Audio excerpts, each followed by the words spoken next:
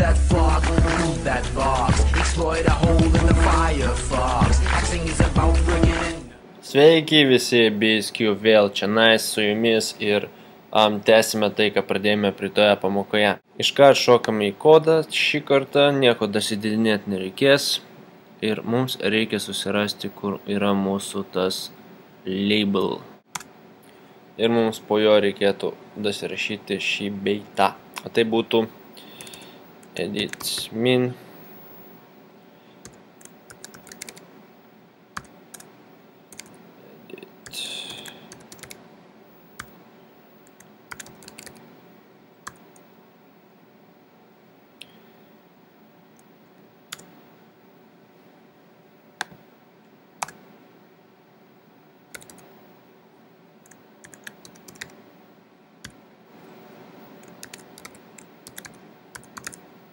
Dabar ką tai reiškia? O tai reiškia, kad įvedus valandas ir minutės, po mygtuko paspaudimo langeliai vėl taps tušti. Būtent nebepasiliks tie skaičiai, o set focus tai reiškia, kad kai viskas pasinaikins, kursorius mūsų vėl stovės ties valandomis, kad galėtumėm įvesti dar kartą mūsų tą visą laiką. Kad galėtume vesti mūsų laiką vėlgi. Parodysiu, kaip viskas atrodys. Na, prašo įvesti, tai būtų po 2:30, ne? Na, kaip matote, tuščia ir mūsų kursorius valandų tame langelėje. Jeigu aš, tarkim, paspaušiu dabar paleisti, man išmes iškart errorą. Dėl to, kad, tušti langeliai buvo ir aš paspaudžiau mygtuką, kad nustatyti kažkokį tai atsakymą, bet kadangi nieko neįvežiau, tai ir išmetė man errorą. Dabar pabandysime ištaisyti tą errorą, bet prieš tai, kaip jau praeitą pamoką minėjau, mums reikia pasidėti tą dvitaškį, kad nesigautų ten 450. Vietoj to, kad rodytų 4 valandas 50 minučių.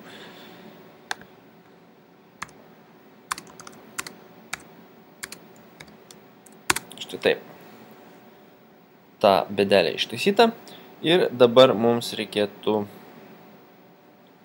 du kart paspausti ant mūsų mygtuko. Ir pasirašyti būtent šiokią tokią if sąlygą, kad nebemestų to nelaimingo erroro. Tokiu atveju rašome if edit hour .text. Žinoma, pas mus turi būti tušti langeliai, jeigu mes norime šitą įsivesti. Yra nelygu tarpui arba tušiam langeliui ir edit min .text nelygu. Taip pat tuščiam langeliui. Then. Ir iš tikrųjų then turi būti check answer. Nu tai taip viską ir paliekame turbūt. Toliau einame į mūsų šitą pagrindinį langą, pažymime pirmą langelį ir reikės šį bei tą pakeisti jame. Tai būtų top order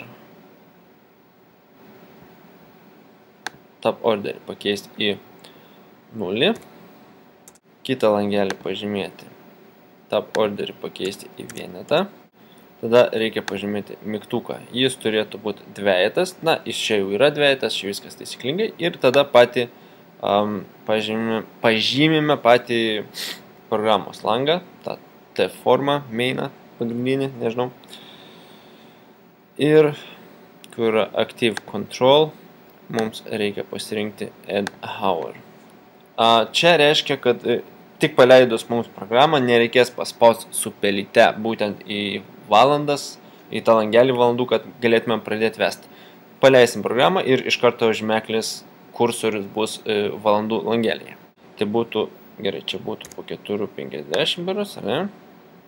Ir aš, pavyzdžiui, noriu paspausti Enter. Velniava, spaudžiu Enter ir nereaguoja, man būtinai reikia pelytės. O įvest galiu su Tab.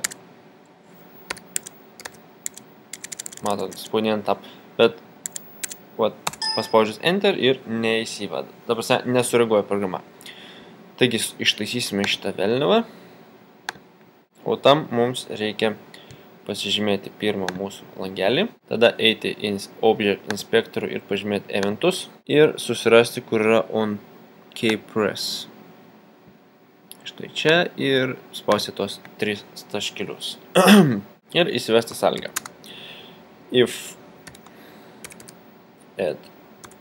edit hour taškas text yra nelygus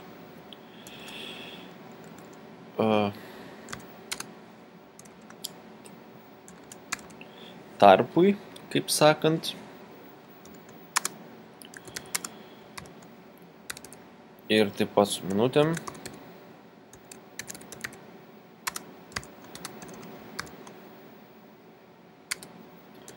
Ir K, tai čia būtų mygtukas, lygus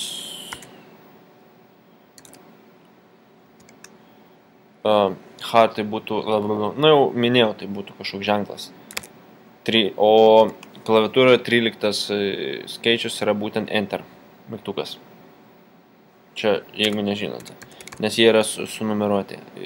Kiekvienas mygtukas turi savo, kaip sakant, kodinį numerį.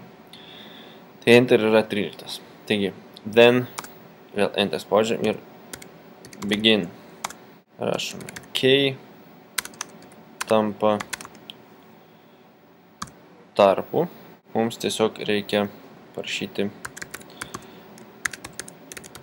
check answer, kad programa tikrintų mūsų atsakymą. Ir ką mums dabar reiktų pasidaryti, tiesiog nusikopijuoti šitą visą.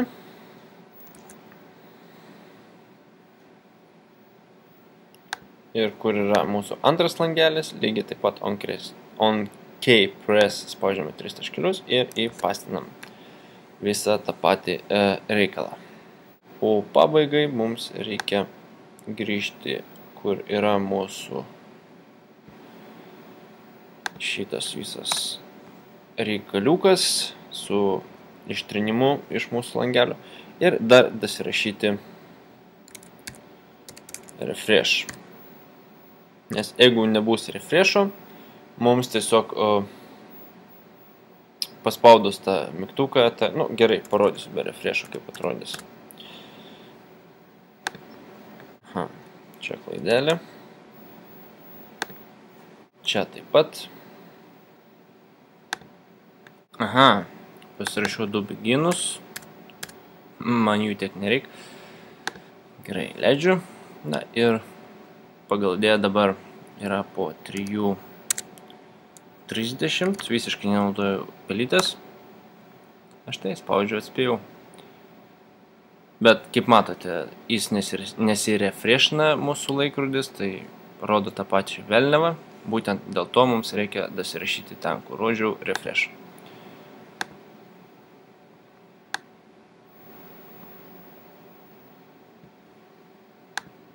Štai čia.